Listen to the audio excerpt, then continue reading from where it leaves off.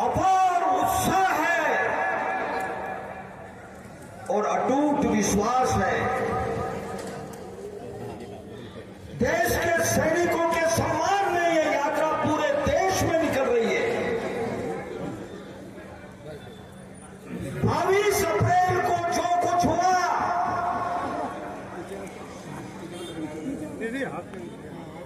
उसका जवाब भारत के सैनिकों ने दिया। पाकिस्तान के उस घर में घुस करके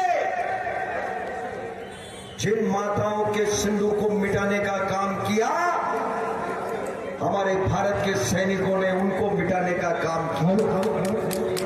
हम नतमस्तक हैं भारत के सैनिकों के, भारत के सैनिकों के प्रणाम कर रहे हैं उनके चरणों में। जो 22 अप्रैल को हुआ वो पूरे देश की जनता ने देखा। उसको पूछ करके, धर्म पूछ करके बेटे बेटियों के सामने, पत्नी के सामने उन आतंकवादियों ने गोलियां चलाई। भारत की सरकार ने,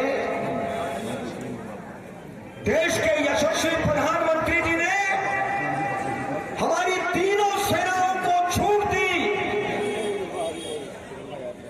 और उनको कहा कि जाओ, जिनने माताओं का सिंदूर मिटाने का काम किया, हमारी बहनों के सिंदूर मिटाने का काम किया, आप उनको घर में घुस करके, आपको खुली छूट है। अगर हिंदुस्तान के ऊपर जिनने इस प्रकार की निगाह उठाई, उनको नेस्त नाबूद कर दो। धन्य है हमारी सेना के ऊपर, गर्व करते हैं हमारी सेना के ऊपर। आज हमको देवास में भी गर्व, हमारे पूर्व सैनिक हमारे आज इस तिरंगा यात्रा में चल रहे थे, उनको भी प्रणाम कर रहे हैं। भारत मां के स्वाभिमान और गौरव को बनाए रखने के लिए अगर एक एक नागरिक की भी आवश्यकता पड़ी देश के लिए, राष्ट्र के लिए, जैसा राकेश सिंह जी ने कहा कि एक एक नागरिक राष्ट्र के लिए समर्पित हो जाएगा, राष्ट्र के लिए अपने प्राणों की आहुति भी देना पड़े तो देंगे। इस समय हमारे देश की जनता में अपार उत्साह है।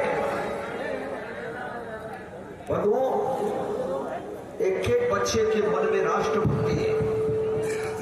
यात्रा चल रही थी, हमारे पूरे शहर के एक एक घर से बड़ा उत्साह था।